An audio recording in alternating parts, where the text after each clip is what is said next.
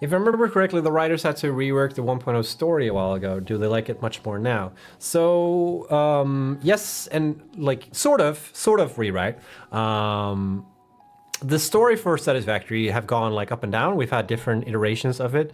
We've had different directions that we want to go with it. And I think we had more grand ambitions to what to do with the story originally when we made Satisfactory. But I think as the game sort of developed and as we went along and like as, depending on like how much time we actually have to spend, because Hannah is the lead narrative sort of designer, I think, or whatever you want to call that. Like first and foremost, Hannah is like lead level designer, so that's like her first calling, if you will. So it's possible that like we just found out that like we need to do more on the level, and like that sort of meant that the narrative got pushed aside a little bit.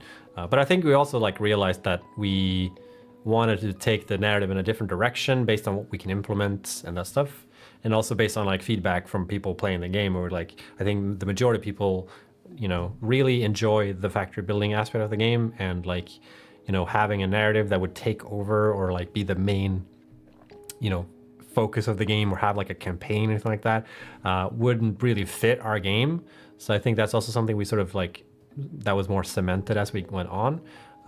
So we sort of reworked the narrative to fit that a little bit. So like the narrative is still, I wouldn't say the narrative is optional, because you do need to sort of, if you want to finish the game, you do need to progress a little bit through the narrative, but it doesn't take up like a huge, like it doesn't take up the stage, so to speak, when it comes to playing the game. The main part of the game is still building factories and progressing through the tiers and whatnot. But yeah, we have reworked the story a little bit, and both on how we deliver the story and also like what the story is. And I'm not quite sure what the current state of it is, but I think we're pretty happy with it right now, and we sort of have